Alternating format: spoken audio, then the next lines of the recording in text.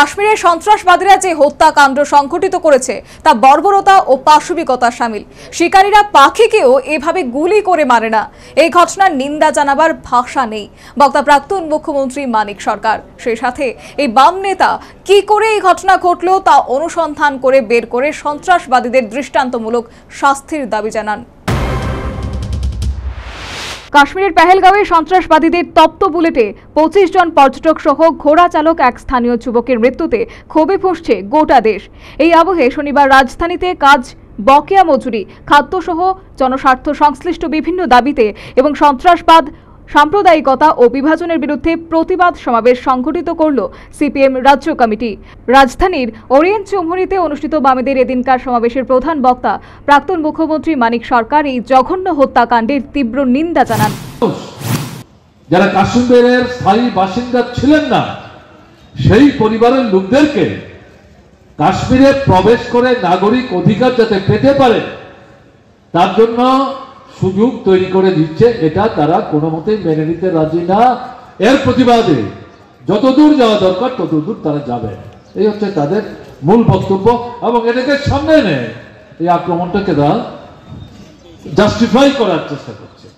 কোনো মতেই তাদের বক্তব্যের মধ্যে যদি সারবত্তা কিছু থেকেও থাকে তাহলে নিজেদের বক্তব্যের সপক্ষে দাঁড়িয়ে সাধারণ মানুষের জীবন নিয়ে এভাবে ছিনিমিনি খেলবে, কিন্তু বর্বরতা, পাশবিকতা। শিকারী পাখিকেও এভাবে গুলি করে মারে না। তাদেরকে নিন্দা জানাবার ভাষা আমাদের নেই। কাশ্মীর হত্যাকাণ্ডে নিহত ঘোড়া চালক যুবকের মানবিকতা বোধ নিয়ে প্রাক্তন মুখ্যমন্ত্রী মানিক সরকার ভূয়সী প্রশংসা করেন।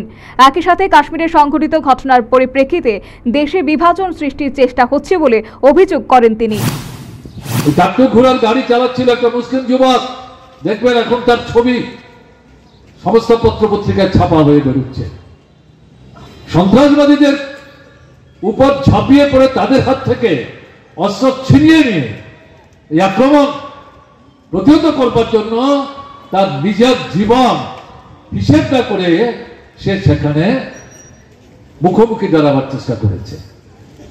সন্ত্রাসবাদীরা তার জাত, ধর্ম, বর্ণ, সম্প্রদায় জানবার চেষ্টা করেনি।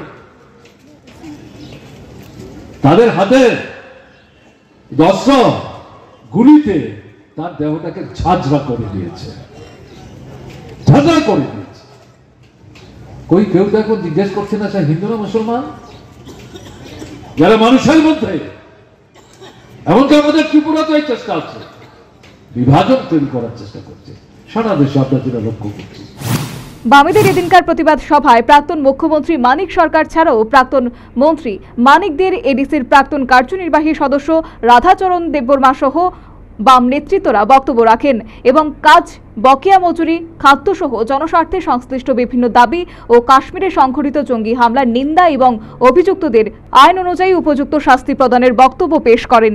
Bureau report, news vanguard.